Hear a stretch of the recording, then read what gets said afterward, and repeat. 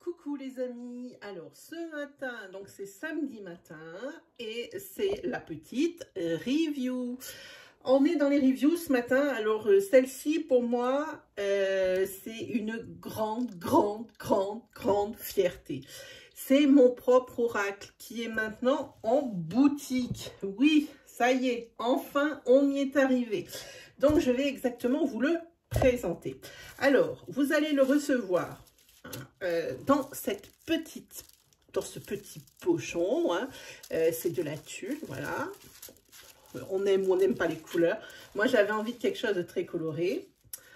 Ensuite, il sera dans un papier de soie violet ou mauve avec un petit ruban et une petite pastille. Et puis derrière, je vous ai réservé une petite surprise. C'est un petit cœur à gratter avec dedans un talisman. Voilà, alors je vais l'ouvrir devant vous. On va faire un unboxing. Hein. Donc on enlève le petit papier. Voilà, vous avez le ruban qui tenait le papier. On va le mettre comme ça. Bon, ça tiendra bien comme ça. Hop, on le déplie. Hop, on jette ça. Vous avez une couche de protection pour ne pas abîmer les cartes. Voilà. Hop.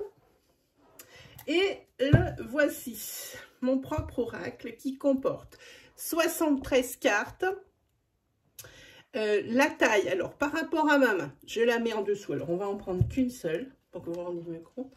C'est ni grand ni petit. Pour moi, j'aime les grandes cartes, mais je n'aime pas les très petites cartes. Alors, je me suis dit qu'un format intermédiaire, c'était pas mal pour une bonne prise en main. Hein. Alors, c'est un jeu qui bénéficie d'un pelliculage miroir. Je ne sais pas si vous voyez bien, voilà. Vraiment, c'est tout ce qui fait son charme. J'avais hésité, mais maintenant que je vois le résultat, j'hésite plus. Voilà, les cartes font, alors, dans ce sens 11,2, dans ce sens 8,2. C'est vraiment pour une bonne prise en main et puis pour qu'on puisse bien apprécier les illustrations. Allez, on va le regarder ensemble. Après, je vais vous montrer ce que vous recevrez par mail sur demande. Les PDF, alors ici vous allez recevoir, alors moi je les ai mis sous plastique, vous évidemment comme vous les imprimerez, vous ferez ce que vous voudrez.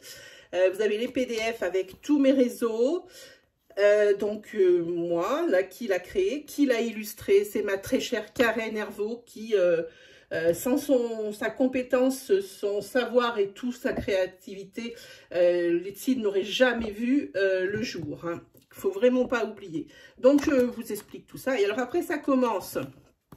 Ici, je vous explique pourquoi j'ai créé l'Etsy et puis je vous le détaille, hein, voilà, avec quelques petits conseils de purification, des conseils pour une bonne utilisation. Moi, je pense que c'est important de lire tous ces, comment dire, de lire vraiment cette préface. Elle tient pas vraiment de place, elle prend vraiment pas longtemps, mais je pense que j'ai mis dedans un condensé, parce que j'aurais beaucoup plus à dire, un condensé de ce que moi je fais, de ce que je préconise pour que moi ça marche bien. Hein. Après, chacun fait comme il veut, chacun a ses habitudes, ses rituels, tout ça. Mais pour les personnes, parce que cet oracle, il a été créé pour aussi les personnes débutantes dans la divination. Hein. C'était aussi, moi je dirais, l'un de mes premiers buts. Hein. Donc ici, on a le nombre de cartes. Alors, il y a 10 cartes personnages, 33 cartes neutres, pardon, 15 cartes positives et les négatives. Hein, voilà, donc elles seront matérialisées par des couleurs différentes. Comme ça permet de donner dans un coup d'œil la couleur du tirage, positif, négatif ou mitigé. Ensuite, on parle purification, on parle programmation, d'autres petits conseils et ici, vraiment des mises en garde. Hein. Après, j'ai inséré des méthodes de tirage avec les explications. Et ensuite, parce que c'est un oracle que j'ai créé aussi pour la temporalité et la datation. Hein. Je vais vous expliquer sur les cartes exactement ce qu'il en est. Donc, j'ai fait datation et temporalité avec un exemple. Hein. Voilà. Et après, vous avez la signification des 73 cartes. Hein. Voilà, un petit paragraphe sur chacune d'elles.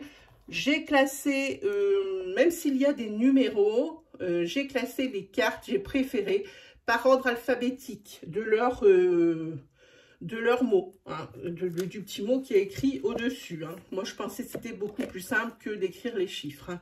Voilà. Donc, voilà le petit PDF que vous aurez sur demande si vous achetez le jeu. Allez, on va le poser par là, puis on va s'attarder sur les cartes. Hop.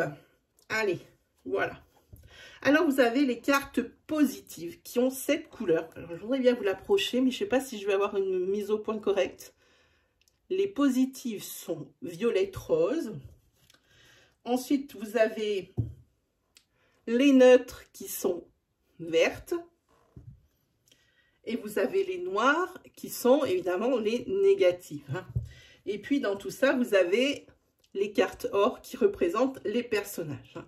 J'ai voulu faire quelque chose d'un petit peu aussi, même de beaucoup à mon image, hein, quelque chose de très optimiste, même si ça n'annonce pas, et puis ça serait vraiment illusoire de croire que si un oracle, il est plutôt enfantin ou plutôt coloré ou qu'il n'a pas un air grave, qui ne donne pas non plus les choses qui ne vont pas. Hein. Toutes les énergies apparaissent vraiment dans cet oracle. Allez, on est parti pour la présentation. Allez, go. Donc, celle-ci, les célébrations. Alors, vous voyez, on voit le pelliculage miroir qu'il y a dessus. Voilà. Alors, la présentation de la carte. Donc, ici, le dessin principal. Ici, le numéro. Et ici, vous avez dans le coin droit de la carte une petite annotation. Alors, ici, c'est 1M. Ça signifie un mois. Hein, voilà. Donc, la carte célébration, la carte oui, la carte lumière, la carte âme sœur, carte beau fixe,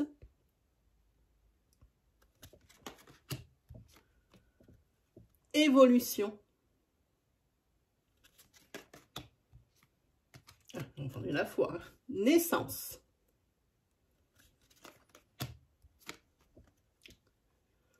Productivité. Abondance. Alors évidemment, là, il y a une petite touche un peu personnelle. Vous voyez, il y a la petite licorne. J'y tenais pour que j'apparaisse vraiment dans le jeu, même si je suis toute petite, que j'ai juste la tête, hein, c'est voulu. Et moi, j'aime beaucoup ce petit clin d'œil. Ici, vous avez les opportunités. L'amitié.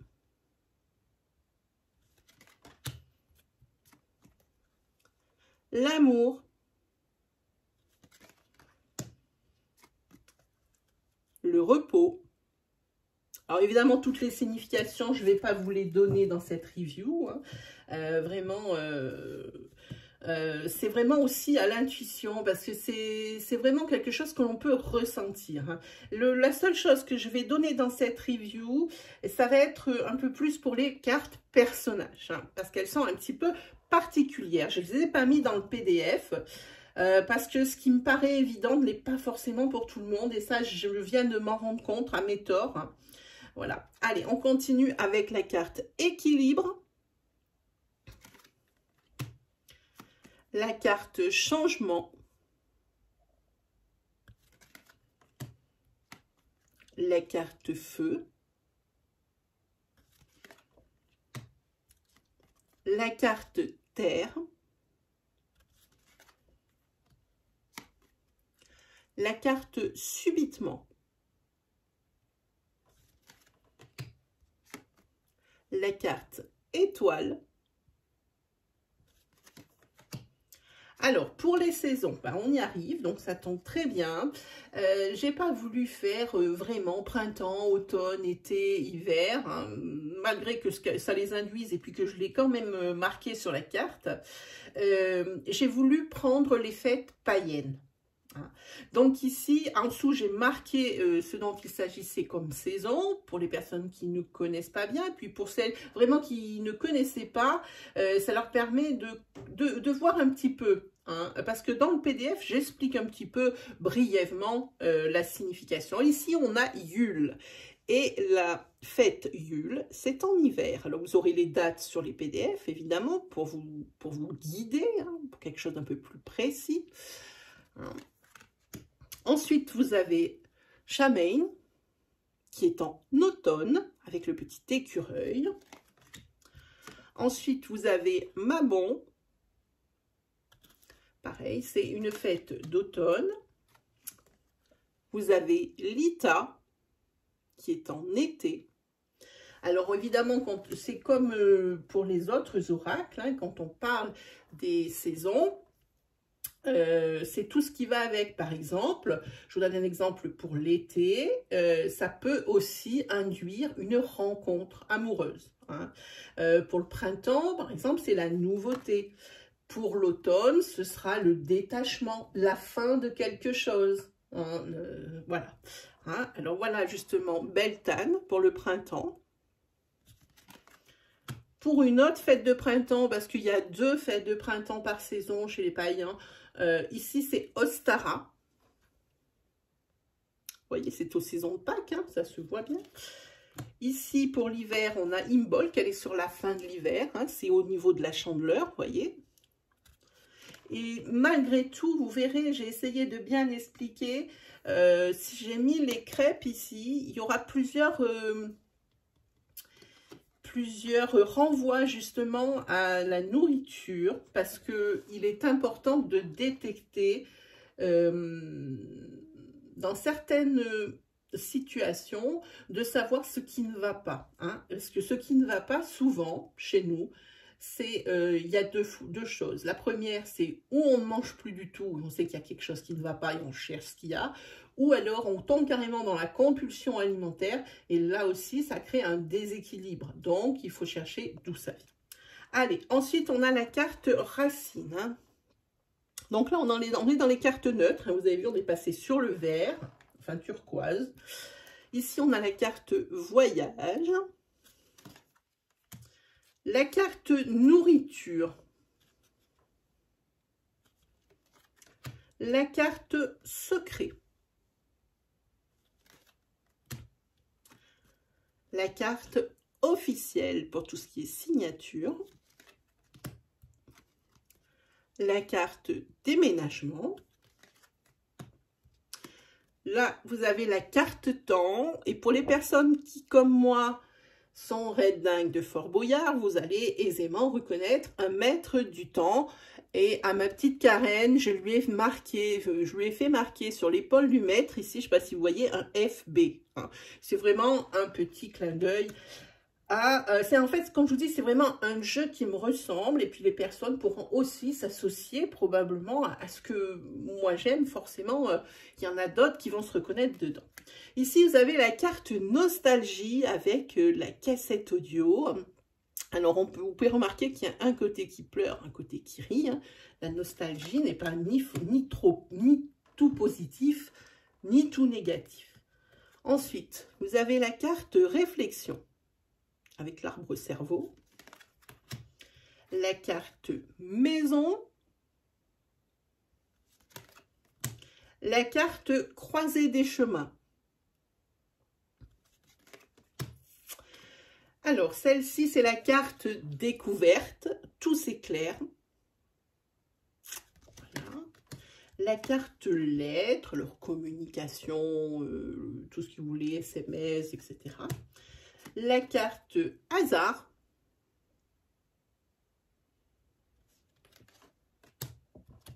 La carte argent, alors qui fait partie des cartes significateurs.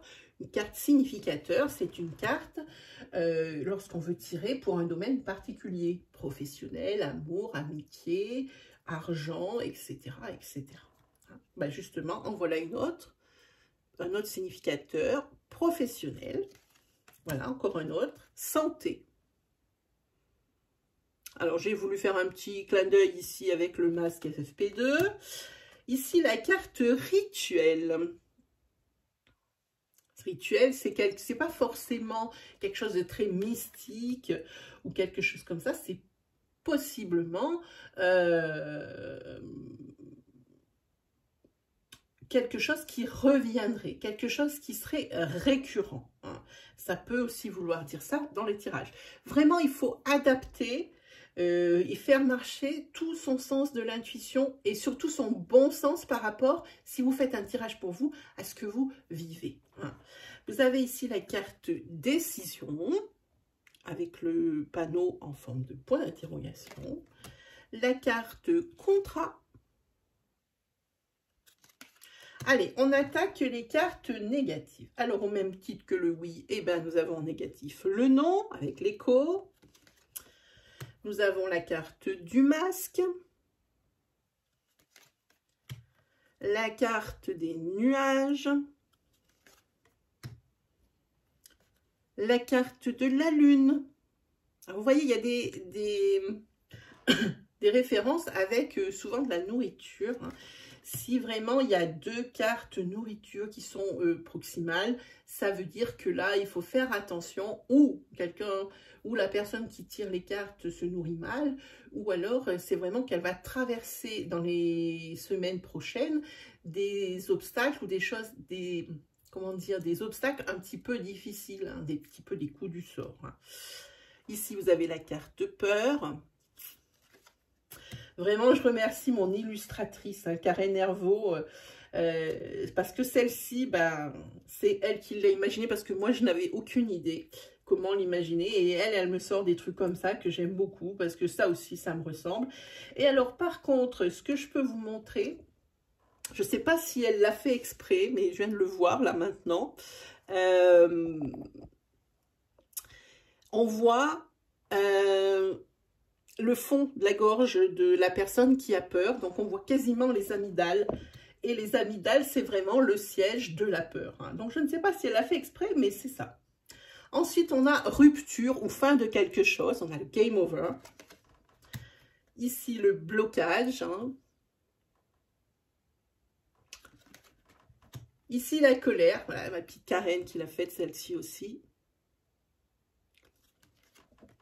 La carte du déni. Alors, ici, la carte échec. Encore une carte où vraiment, il faut faire marcher. Si vous tombez sur cette carte, ça ne veut pas forcément dire que c'est mort. Hein. Que échec, ça y est, c'est un échec. Ça veut dire que ça parle de stratégie. Bonne ou mauvaise stratégie. Pour l'instant, on n'a pas les cartes avoisinantes, on ne sait pas. Dans l'absolu, évidemment, ça serait changer de stratégie parce que celle adoptée n'est pas la bonne. Hein. Voilà, ça peut être aussi ça. Ici, vous avez la carte confusion, la carte obstacle, la carte souffrance. Ah, celle-ci, c'est une qui me dérange le plus, mais c'est aussi celle que je préfère, pratiquement celle que je préfère. C'est la carte tromperie sur la marchandise. Alors celle-là, elle concerne vraiment tous les domaines, parce que c'est un oracle qui touche tous les domaines de vie, aussi bien sentimental, professionnel, général ou développement personnel. On peut également arriver à s'en sortir très bien, même en développement personnel, même s'il n'est pas fait exprès pour ça. Celle-ci, elle est bien faite pour tous les domaines. Hein. Si celle-ci, elle tombe, par exemple, avec la carte du masque qu'on a vu il y a deux secondes, ça signifie infidélité. Hein.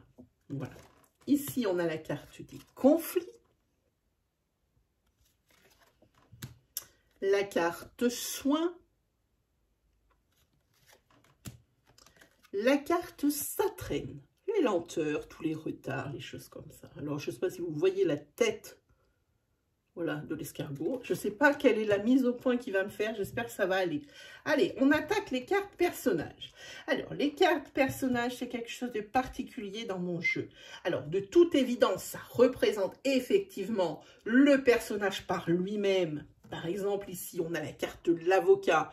Tout ce qui va représenter, eh ben, évidemment, l'avocat, la justice, les affaires en cours, les verdicts, mais pas que. Parce que cette carte, l'avocat, c'est la personne, hein, mais c'est aussi son essence. C'est-à-dire que là, c'est peut-être le fait de se défendre, le fait de défendre quelqu'un, hein, c'est le fait peut-être de ne rien lâcher, le fait, voilà, tout ce qui peut vous venir comme champ lexical par rapport quand vous voyez l'avocat. Hein, voilà. Ensuite, vous avez le consultant. Voilà, vous avez la consultante. Vous avez l'enfant. Alors l'enfant, on sait que ça peut représenter vos enfants, ça peut représenter également l'insouciance, la nouveauté, ça peut représenter le jeu, le divertissement. Hein, voilà. Donc, il faut bien penser pour les cartes personnages que ça peut être leur essence. Hein. Ici, vous avez le médecin. Alors pareil, ça peut très bien être le domaine de la santé, avec des examens, des choses comme ça. Mais ça peut être aussi le fait d'établir un diagnostic sur une situation ou de faire le bilan d'une situation.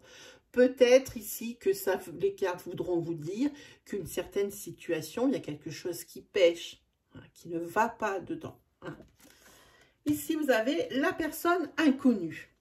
Ah, donc ça, bon, c'est pas très intuitif, on aura tous compris.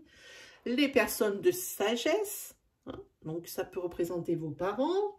Des personnes, on parle souvent de personnes plus âgées que vous, plus âgées que celui pour qui vous tirez les cartes ou vous-même.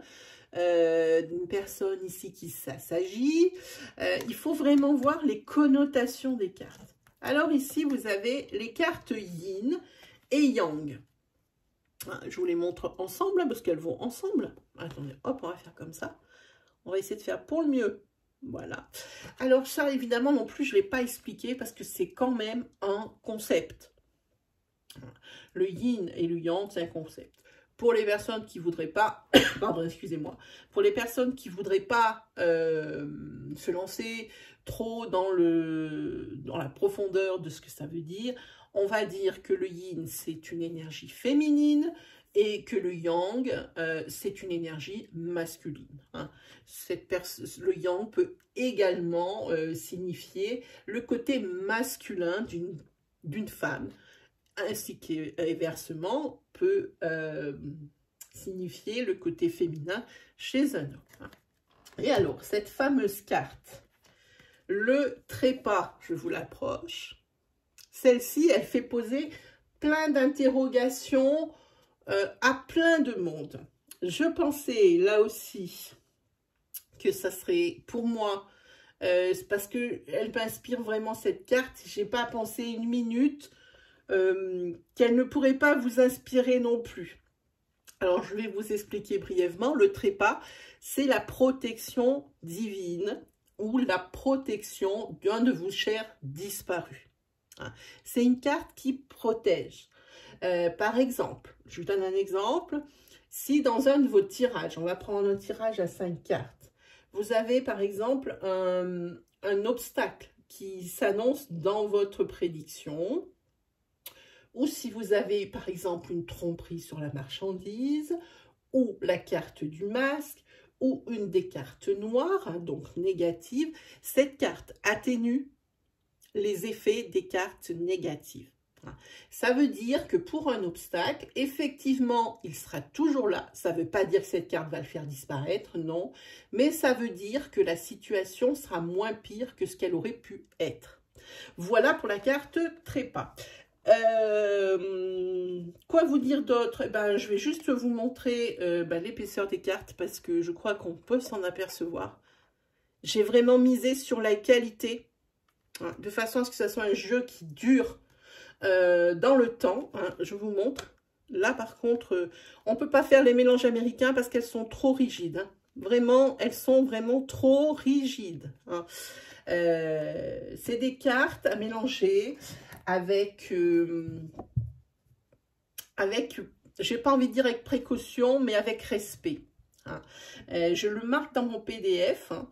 Ce jeu de cartes, un jeu d'oracle, un jeu de tarot, quand on le manipule, ce doit être votre ami. Est-ce que vous torturiez votre ami Si vous l'aimez vraiment, non.